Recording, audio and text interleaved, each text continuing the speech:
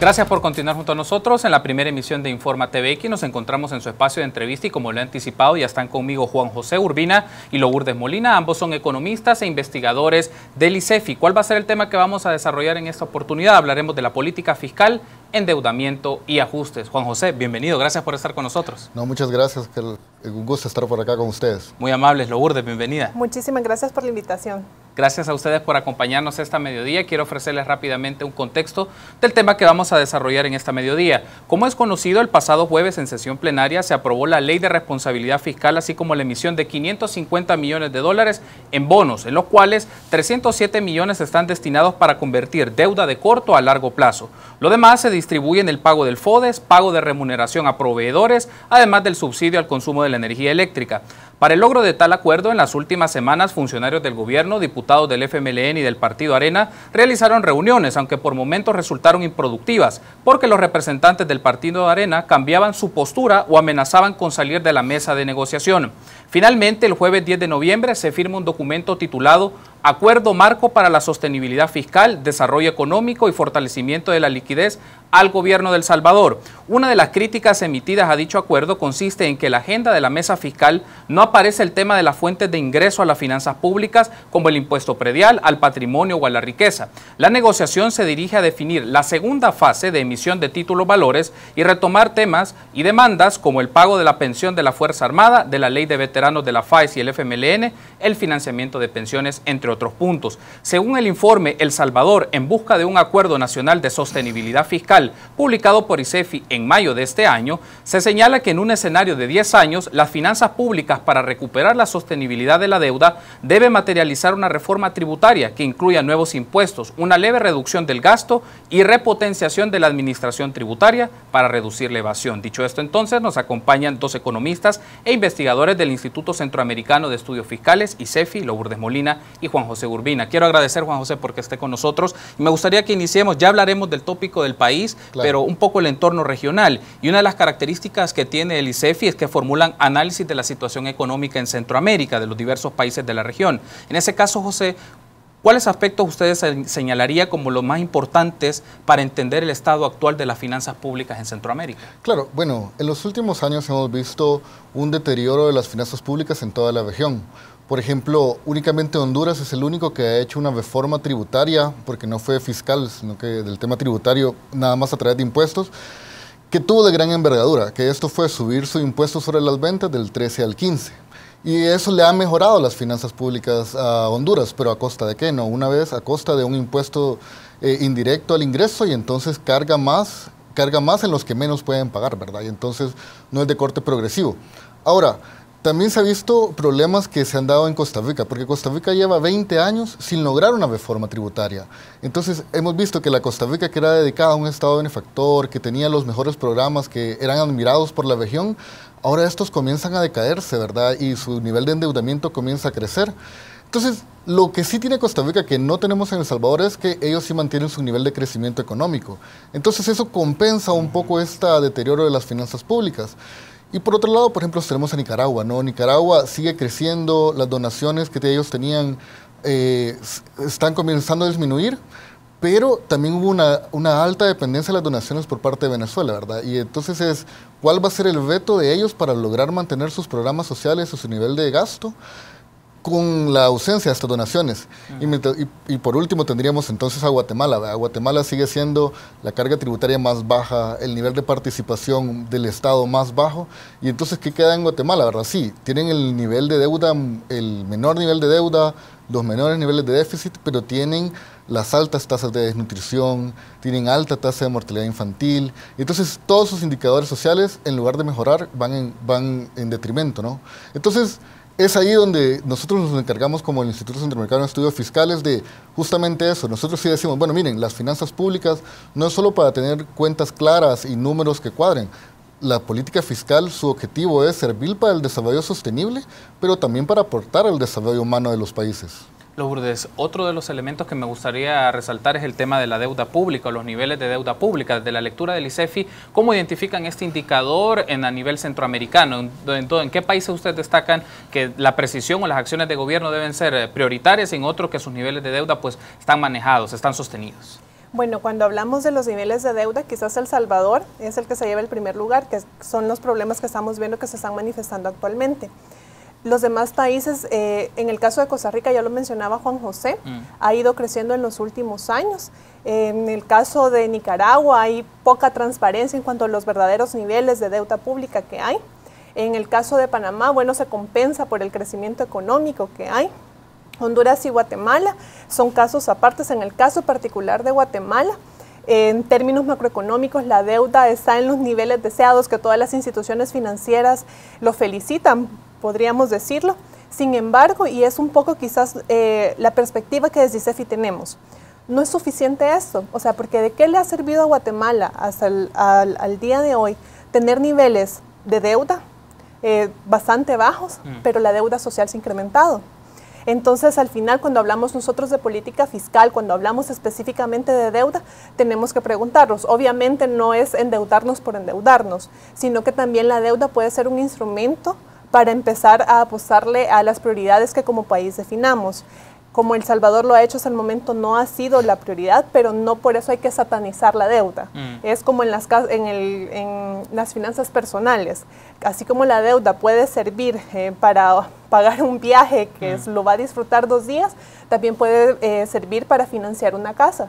Los estados pueden hacer uso de esa herramienta de las finanzas públicas para poder empezar a potencializar su desarrollo. Obviamente, sí debe ser con criterios de suficiencia y de racionalidad, pero tenemos que tener muy claro de que no basta con cuadrar números. O sea, los problemas que tenemos en El Salvador, en el ámbito social, tenemos 800,000 niños y niñas fuera de la escuela. Entonces, no solo porque los números se vean bonitos, porque las instituciones financieras nos feliciten, porque cuadremos las cifras, no eso nos garantiza que estemos utilizando la política fiscal para construir un mejor país. Hablaremos en el segundo bloque un poco sobre la situación que enfrenta nuestro país en acuerdo fiscal y cómo entra una coyuntura de formulación y aprobación. En este caso ya sería aprobación presupuestaria, Juan José, pero me gustaría que hablemos particularmente del tema del presupuesto a nivel centroamericano, que sé también que es uno de los temas que ICEFI está promoviendo su análisis y su investigación de carácter técnico y académico. ¿Hay algunos patrones, Juan José, que podríamos identificar o elementos en común que marcan el diseño de los presupuestos públicos en Centroamérica? Claro, lo que hemos visto en Centroamérica y muchas veces es lo que el presupuesto es la manifestación de lo que los planes que realmente un nuevo gobierno o los gobiernos tienen para atender las necesidades de su sociedad, ¿verdad?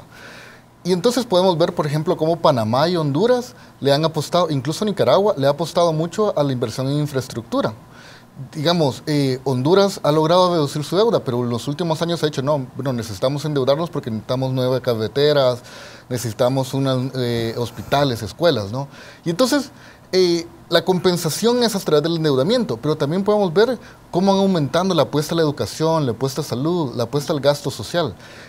Lo que sí hemos visto en el Triángulo Norte, que durante los últimos años la escalada de violencia que viven los países ha hecho que el aumento en gasto en seguridad sea mucho más elevado, ¿no? Pero, digamos, El Salvador tiene una restricción presupuestaria, Guatemala tiene restricciones presupuestarias que para poderle dar más a seguridad hay que quitarle a los otros, ¿no? Y entonces los que sufren primero son los de aporte al desarrollo social, ¿verdad? Y incluso el caso de Guatemala se ha dado que el congelamiento ha venido en el gasto por inversiones. Entonces, Guatemala sigue sin invertir y sin construir porque tiene que pagar seguridad. Entonces, ahí es donde está que uno tiene que darle a alguien, pero le tiene que quitar a otro porque tampoco se están promoviendo medidas para aumentar el tamaño del Estado, ¿verdad? Y eso es una de las cosas que decíamos en ICEFI. O sea, ICEFI lo que propone es que la misma ciudadanía, la misma población de cada uno de los países, tiene que determinar cuál es el tamaño de Estado que ellos necesitan o cuál es el tamaño de Estado que queremos tener. Y ahí es donde hacemos la comparación. ¿Vea? Queremos un Estado muy pequeño con de Guatemala, entonces donde básicamente no tienen repercusión dentro de la economía y entonces están todos los indicadores sociales en detrimento, o queremos un Estado un poco más participativo, como ha sido el caso en Costa Rica, ¿no? Pero esa es una discusión que se debe de tener abiertamente, no es algo que se puede tomar de la noche a la mañana y es justamente el desarrollo de la política fiscal lo que da eso. Esta es una mención muy interesante que usted ha hecho, Juan José. Me gustaría que hablemos un poco más, Lourdes, sobre la noción de presupuestos participativos, que casi siempre cuando se tiene la noción de la formulación del proyecto de presupuesto general del Estado en los países, es básicamente un proceso de diseño en el ámbito gubernamental, en los gabinetes ministeriales, y esto llega a la Asamblea Legislativa y pasa el proceso de ley que ya está definido en las distintas constituciones a nivel centroamericano. Pero ¿dónde entra la gente? ¿Dónde entran los ciudadanos? ¿Dónde entran los beneficiarios beneficiarios de las acciones sociales, de los programas sociales, dónde entran los trabajadores, dónde entran todas estas personas que pueden influir para reenfocar o redireccionar algunos gastos que el Estado puede hacer en áreas importantes o de problemas a nivel social. Sí, exactamente. La formulación de un presupuesto es una oportunidad muy oportuna, valga la redundancia, para la participación de la ciudadanía. En El Salvador, en el caso particular de El Salvador, quizás ese es nuestro más gran talón de Aquiles. El Open Budget Partnership publica el índice del presupuesto abierto y nuestro talón de Aquiles, el aspecto que se evalúa en el que menor puntuación obtenemos es justamente en participación ciudadana. Para ponerles un ejemplo, no es necesario dedicar tantos recursos a eso. Guatemala este año por primera vez hizo un primer ejercicio, no fue perfecto, obviamente todo es perfectible, pero desde la fase de desde la planeación del proyecto, las instituciones abrieron como a discusión cuáles iban a ser sus hechos presupuestarios. Lo expusieron ante el Congreso abrió también el espacio para que entidades de sociedad civil, la ciudadanía, pudieran participar y expresar cuáles deberían ser las prioridades, cuáles deberían ser aquellas apuestas estratégicas que deberían contenerse en el presupuesto. Eso se sometió a debates, eso también, como usted lo mencionaba, sirvió para identificar aquellos rubros que eran un tanto opacos y que se podrían prestar a corrupción. Obviamente los desafíos en materia fiscal de Guatemala son muy grandes, ya lo decía Juan José, su carga tributaria es la más pequeña, es un estado muy chiquito y las demandas son demasiadas, entonces no todo lo que se dijo en estas convocatorias abiertas puede ser atendido, pero sí es un primer paso. El resto de los países de la región perfectamente podrían adoptar buenas prácticas internacionales como lo son estas. Ahora bien, Juan José, me gustaría que retomemos el tema. Es una preocupación que han señalado diversas instituciones, particularmente Oxfam y CEPAL, como la evasión fiscal y los movimientos de fondos de los más ricos en Centroamérica a paraísos fiscales. En este caso, ¿cómo pueden enfrentar este problema los gobiernos cuando tienen disposiciones de cobros y de deudas y persecución fiscal muy limitadas, sin considerar los intereses económicos y empresariales que tocarían? Pero ¿cómo un gobierno puede enfrentar el tema de la evasión fiscal, el no pago de los impuestos y la movilización de los más ricos a paraísos fiscales de sus riquezas, de sus fondos? Pues bueno, esto creo que en Estados Unidos tienen un dicho, ¿verdad? No hay solamente dos cosas seguras, los impuestos y la muerte. Pero esta fama se la han ganado porque ellos tienen una institución que cobra impuestos que de verdad es mucho mejor pagarle a tiempo que pagarle o tratar de ocultarle ese pago de impuestos, porque cae con todo el peso de la ley. De verdad que ellos mismos dicen, ¿verdad?, que no hay que amar o adorar al sistema de impuestos internos, pero sí hay que darle un gruñido de respeto, ¿verdad? Entonces es justamente lo que tienen que hacer las instituciones centroamericanas encargadas de esto. ¿Por qué digo esto? Porque muchas veces la legislación no les permite a ellos, o sea, no hay un departamento jurídico que sea fuerte, que tenga una capacidad legislativa para poder perseguir a los evasores. Y entonces, ¿qué pasa? Ellos vienen, ponen los casos y lo pasan al Poder Judicial. Y entonces ahí es donde ya se comienzan a entrampar, ¿verdad? Porque comienza a caer dentro de toda la bolsa de casos que hay que resolver en el sistema judicial. Entonces es justamente eso, ¿no? O sea, aquí no... ¿Por qué pasa si yo no pago mis impuestos? Simplemente sé que la multa va a ser posiblemente menor o posiblemente me la voy a quitar o la legislación me va a permitir que yo esté postergando ese pago de impuestos. Incluso se ha escuchado de empresas que ya tienen dentro de su programación de pago de impuestos estos alargues, ¿no?, de pago de impuestos. Entonces dicen, es más barato pagarle a los abogados para que me defiendan durante 5 años y yo seguir pasando la pelotita de pagar estos impuestos hacia el futuro, ¿no? Entonces, algo que sí se tiene que hacer en toda la región, porque no es solo un problema de El Salvador, es justamente eso, dotar a la administración tributaria de las herramientas y las capacidades para hacer ese cobro de impuestos efectivo.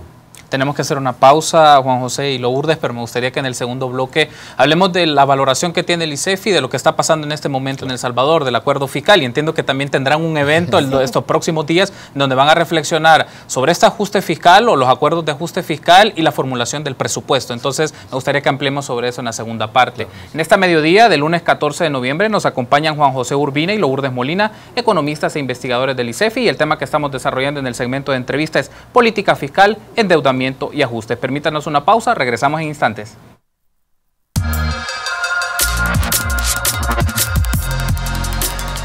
Gracias por continuar junto a nosotros en la primera emisión de Informa TVX. En este momento nos encontramos en el espacio de entrevista, lunes 14 de noviembre. Hablamos de política fiscal, endeudamiento y ajuste. Ya nos acompañan Juan José Urbina y Lourdes Molina, economistas e investigadores del ICEFI. Ya vamos a entrar en momentos al espacio de entrevista en este segundo bloque, pero antes quiero hacerles una mención. Esta semana se celebra la cumbre de clima en Marruecos, en que centra su atención en los países vulnerables a este fenómeno. En esto se encuentran los países cuya elevación está por debajo del nivel del mar y los estados insulares, los países en zonas costeras, bajas o los extremos, inundaciones, sequías y desertificación. El Fondo de la Iniciativa para las Américas, FIAES, y la Banca de Desarrollo de El Salvador, Bandesal, lanzan una campaña educativa con el fin de informar y educar a la población para la importancia de contrarrestar el cambio climático, que se difundirá por televisión y redes sociales. Entonces esté pendiente de esta actividad de FIAES. Bueno, regresando entonces al espacio de entrevista, Juan José y Lourdes, hay un aspecto que me gustaría destacar, Lourdes, es cuál es el análisis y la lectura que está haciendo ICEFI de lo que ocurrió hace una semana, o lo que ocurrió hace menos días, ¿no? Un acuerdo entre el gobierno de la República, el Partido Arena y el FMLN sobre hacer algunos ajustes y modificaciones, particularmente para la emisión de bonos. Sí, bueno, nosotros desde ICEFI vemos con buenos ojos este acuerdo, es una buena señal, sin embargo sí nos gustaría hacer mucho énfasis. Esto fue solo la parte fácil. Lo más difícil viene ahorita, todas las negociaciones que van a derivar de este inicio de acuerdos van a ser las más difíciles, se los pongo así. En este acuerdo que se logró, se habla de un ajuste del 3%, 3 puntos del PIB. Lo que no está claro es, y no está claro todavía en el acuerdo, es si va a ser por el lado del gasto o por el lado de los ingresos, o una combinación de ambos y cuál va a tener más peso. Si es por el ámbito de los gastos, van a empezar las negociaciones, está bien, ¿qué vamos a empezar a restringir? Ya en el presupuesto se ven algunas luces de que está formulado con enfoque de austeridad. Empezamos a ver contracciones en el ámbito de la salud y de la educación que deberían ser prioridades. Si bien el acuerdo habla de una especie de blindaje de la inversión social, en el mismo acuerdo hay otro artículo que, por ejemplo, menciona que a la hora de qué va a tener prevalencia, lo que va a prevalecer siempre va a ser alcanzar las metas en términos de equilibrio fiscal y de nivel de deuda. Entonces, al final, la prioridad siempre va a ser que los números cuadren, no necesariamente garantizar derechos, garantizar oportunidades para las personas. Y luego, si el acuerdo se decanta por hacer este ajuste de 3% por el lado de los ingresos, van a empezar las negociaciones. Ok, entonces, ¿quién va a pagar este ajuste? Vamos a hablar de nuevos impuestos, y vamos a hablar de nuevos impuestos o de modificaciones de los anteriores. ¿Cuáles vamos a modificar? Los impuestos que son progresivos, que paga más quien tiene más, se va a discutir un impuesto al patrimonio, impuestos directos, o vamos a tocar solo el IVA, que es un efecto regresivo, que lo pagamos todos por igual y afecta a quien menos tienen. Entonces, ahorita digamos que sí lo celebramos, es un buen primer paso, quizás un poco después de lo que se esperaba, pero ahorita viene lo difícil. Ya empezar negociaciones de detalles, cómo se va a llevar a cabo esos acuerdos que se tienen y qué objetivos van a tener. Quiero aprovechar, Lourdes, Juan José, para compartirles un extracto de una intervención que hace algunos días brindó el economista Armando Álvarez en un espacio de Informa TVX Economía, que como ustedes bien saben es un programa de TVX en el cual ponemos en análisis, en perspectiva económica, diversos sucesos, acontecimientos de la realidad de nuestro país. Y él nos habla del tema de austericidio y me gustaría que ustedes puedan ver esta idea y luego regresamos con nuestros invitados para tener su valoración. Presta atención entonces al siguiente clip de la entrevista. Bueno, la idea de la austeridad es precisamente de que eso, habíamos comentado antes, que iba a incentivar la inversión privada. Pero hemos dicho que eso no se ha reflejado. Entonces, ¿cuál es el problema de este ciclo vicioso de la austeridad? Primero, que como el Estado no funciona como una familia, el Estado depende de la actividad económica para poder recaudar impuestos. Entonces, supongamos, tenemos un nivel de deuda alta, como lo que se está mencionando en la actualidad. A partir de esto, hay un recorte de gasto público porque la deuda es muy alta. Entonces, eso genera un efecto sobre el crecimiento económico, porque cuando el Estado invierte, cuando el Estado gasta, cuando el Estado compra algo, eso genera dinámica económica. Es decir, por ejemplo, siempre doy el ejemplo del vaso de leche. Con el vaso de leche, cuando se compra la leche a la industria... El programa del vaso de leche, sí. Exactamente. La industria compra la leche del ganadero, por ejemplo. El ganadero, a su vez, compra insumos para alimentar a la vaca. La persona que recibe el dinero del ganadero también lo va a gastar. Entonces esto genera un efecto multiplicador. Entonces, si recortamos el gasto público, puede caer nuestro crecimiento y va a caer nuestro crecimiento. Luego, si hay un menor crecimiento, va a disminuir lo que recolectamos de impuestos. Pues, y sobre todo el IVA. Exactamente. Si disminuye lo que recolectamos de impuestos, eso va a incrementar nuestro déficit fiscal y eso va a provocar que incremente nuestra deuda. ¿Qué vamos a hacer ante una deuda alta? Vamos a recortar nuestro gasto. Ahí teníamos entonces la idea que nos brindó Arnaldo Álvarez, economista de la UCA, en un espacio de Informa TVX Economía. Y me gustaría tener su apreciación, Juan José, por algo muy interesante. Siempre en las discusiones de temas fiscales aparece esta idea, que el Estado gasta mucho, derrocha demasiado, entonces hay que ajustar las válvulas desde el lado del gasto. Y ahí Armando nos brinda una idea del austericidio. ¿Cuál es su valoración sobre esto? Pues nosotros lo que consideramos desde ICEFI es lo que decíamos, ¿no? El gasto debe ser revisado y para eso lo mejor ejercicio es que haya un presupuesto y que haya una ejecución del gasto transparente, que la ciudadanía, como las instituciones, como las universidades, puedan tener acceso a ese análisis del gasto. Lastimosamente en el país no tenemos una herramienta que nos permita ir a ver y meternos a cada una de las líneas de ejecución presupuestaria, ¿verdad? Entonces, hay un componente político e ideológico muchas veces cuando se habla de austeridad. Justamente lo decían en la exposición, ¿verdad? La idea de austeridad es que el Estado se hace un poquito para atrás y en teoría la empresa privada o la industria toma ese espacio que fue dejado por el gobierno. Sin embargo, eso no ha funcionado y no ha funcionado en ninguno de los países que lo han intentado aplicar. Entonces hay que tener en cuenta eso, ¿verdad? Bueno, en El Salvador tenemos un gobierno que participa cerca del 18%, solo el gobierno central dentro de la economía. Y se imaginan quitarle 3%, que es el ajuste que se está planteando, es quitarle básicamente lo mismo que planteó el FMI en su versión del artículo 4, es quitarle crecimiento económico al país. Ahora, el FMI tiene su postura y dice, bueno, miren, ustedes lo que quieren es cuadrar las cuentas. Su economía va a retroceder, pero van a cuadrar los números. Pero ¿será que como sociedad estamos para poder soportar un retroceso en el crecimiento económico? Eso implica destruir ciertos empleos, ¿no? Y entonces quitar todo ese dinamismo que hasta cierto punto la economía tiene. Entonces, ¿será que podemos aguantar que por querer tener unas cuentas sanas, unas cuentas fiscales sanas, podernos soportar un decrecimiento económico? Y esa es justamente la pregunta que debemos de hacernos, ¿no? Y entonces, es por eso cuando decimos, ¿por qué estamos pensando en cuadrar los números y no realmente en fortalecer el presupuesto o el gobierno para poder atender las necesidades de la población? A criterio de ustedes, Lourdes, ¿consideran que los gobernantes, en el caso de El Salvador, están tomando estas decisiones o están considerando estos elementos que ustedes han planteado? Lo retomo porque ICEFI planteó un informe a mediados de año, en mayo de este año, sobre el tema de reconsiderar un acuerdo fiscal, pero con otras variables y con otros elementos de los que hasta el momento tenemos, que es muy limitado en funciones de aspectos muy coyunturales, pero no están discutiendo aspectos fundamentales como es la matriz tributaria de nuestro país y a la vez enfocar el gasto de las políticas públicas, es decir, ampliar más este gasto, pero al contrario, se ve que está en asuntos muy puntuales. Sí, exactamente, usted lo decía. El acuerdo que ahorita se ha logrado es un acuerdo para resolver la coyuntura. Este acuerdo nosotros desde ICEFI consideramos que debería ser un primer paso para empezar a discutir lo estructural, para empezar a discutir cómo cambiamos esa estructura que al momento nos ha llevado a básicamente 2 décadas de no crecer. Por ejemplo, en términos de migración, cada vez son más salvadoreños y salvadoreños los que deciden ir a buscar oportunidades porque nuestro país no es capaz de ofrecérselas. La educación, hay cada vez más niños y niñas fuera de la escuela. Tenemos problemas en el ámbito de salud, también el desabastecimiento en algunas ocasiones en los hospitales o en las unidades de salud. Pero entonces esa es una oportunidad de empezar a ver la política fiscal. Recordemos que desde la dolarización es lo único que nos queda para poder el Estado incidir directamente en la economía del país. Tenemos que empezar a reivindicar ese rol que puede tener la política fiscal en la construcción de un Estado más equitativo y más justo con todos sus ciudadanos.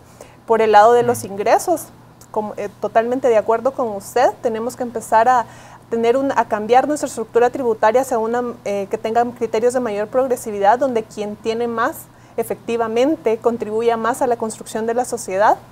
Por el lado del gasto, ya lo mencionaba Juan José, no tenemos que quedarnos solo con la transparencia, sino también con la suficiencia. ¿Será que el gasto público que tenemos ahorita es suficiente? Definitivamente hay casos de corrupción. Como ciudadanos y ciudadanas nos tenemos que involucrar para evitar que sucedan esas cosas. Tenemos que exigir que la Fiscalía lleve procesos en contra de aquellos que se roban los recursos públicos, pero además el gasto tiene que garantizar derechos. Ahorita no podemos hablar, todo el mundo habla a la hora de empezar a sacrificar y recortar gasto. La variable de ajuste siempre es el gasto social y es aquel el que beneficia a las personas que están en situación de mayor vulnerabilidad y exclusión. Y la deuda, pues ya hablamos de ella, pero no basta con cuadrar.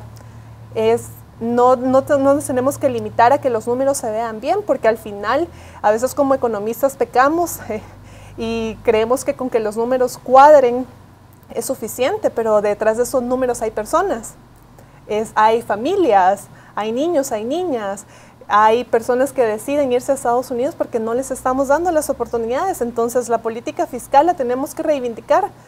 Primero tenemos que preguntarnos qué país es el que queremos, qué El Salvador queremos ofrecerle a nuestros hijos, a nuestros nietos, y luego cómo lo vamos a financiar, que es un poco lo que trata de hacer la política fiscal, donde pones tu dinero, pones tu corazón. Hay un dicho, eso es lo que a eso tenemos que enfocarnos, acercar un poco esa planificación de nuestro desarrollo a la presupuestación. Que sean congruentes y que no dependan de quién está o no en el poder, quién está o no sentando un cargo público, sino que haya una visión de largo plazo de cuál es El Salvador que queremos construir. Ahora bien, Juan José, me gustaría que hablemos de un actor que ha estado en este proceso alrededor de esta búsqueda de acuerdos, que es el Fondo Monetario Internacional. A criterio de ustedes, ¿qué opinión les merece que el Fondo Monetario tuvo un rol de observador o participante en este proceso de acuerdo fiscal en El Salvador? Particularmente porque también en uno de las numeraciones, en uno de los apartados de este acuerdo es que el gobierno va a presentar de manera formal un ajuste al Fondo Monetario Internacional. ¿Qué valoración tiene? Pues nosotros creemos que la labor del fondo ellos están como facilitadores, ¿no? Y aparte tienen la facilidad de que ellos son los que también van a ofrecer el dinero para lograr ese ajuste. Entonces todo el mundo dice que el Fondo Monetario impone condiciones y demás, pero realmente los que firman son las autoridades del gobierno de El Salvador, ¿verdad?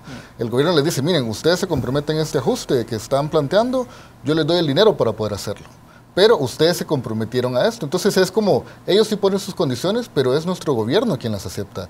Y los que elegimos a estas personas que van a hacerse firmar eso somos nosotros. Entonces, lo que nosotros sí criticamos desde ICEFI es que por qué no hay esa apertura, ¿no? ¿Por qué estos acuerdos siguen haciéndose a puertas cerradas? ¿Por qué hay un distanciamiento entre... A este acuerdo ni siquiera estaban invitados las autoridades de Hacienda. Fue un acuerdo que fue, en principios, casa presidencial con la presidencia del Partido Arena. Entonces, habían diputados como observadores, ni siquiera para la discusión. Entonces, ¿cómo es que algo que es tan importante para la ciudadanía está siendo discutido por 2 o 3 personas a puertas cerradas? Ahora, lo que se llega a dar con el Fondo Monetario Internacional es lo que nosotros decidamos, y al parecer es lo que ellos han planteado hace una semana. Lo que nosotros vemos con esto es que simplemente es un respiro. 500 millones simplemente le dan un poquito de oxígeno para poder finalizar el año. Hay otros 500 millones que se están hablando para otros ajustes que en el futuro, que a través del presupuesto.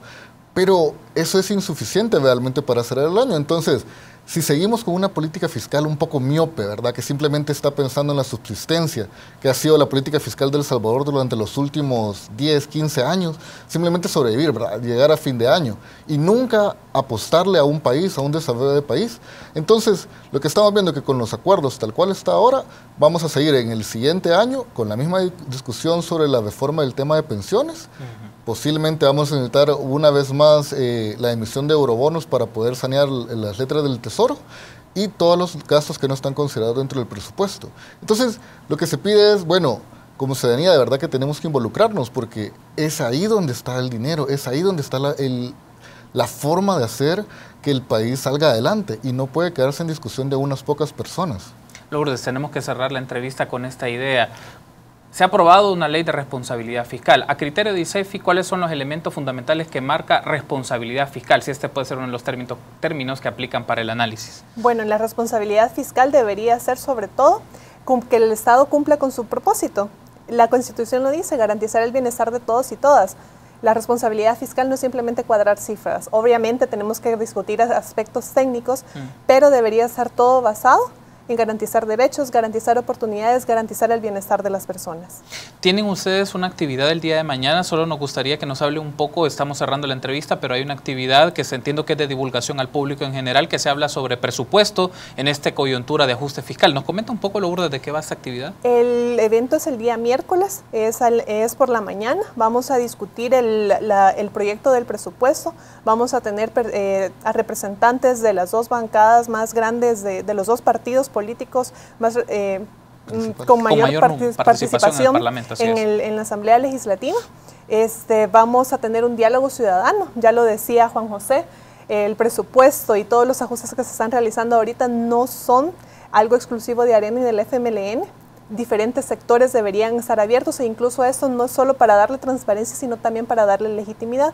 Entonces todos y todas están cordialmente invitados. Vamos a presentar nuestro análisis del proyecto del presupuesto 2017 para El Salvador en el marco de un acuerdo fiscal integral. Perfecto, Lourdes, quiero agradecerles por habernos acompañado. Juan José, muy amables. No, muchas gracias. Gracias a ustedes por habernos acompañado. En el espacio de entrevista estuvo Juan José Urbina y Lourdes Molina, economistas e investigadores del ICEFI. Hablamos un poco de política fiscal, endeudamiento y ajustes. Permítanos una pausa, continuamos con más información nacional en la primera emisión de Informa TVX.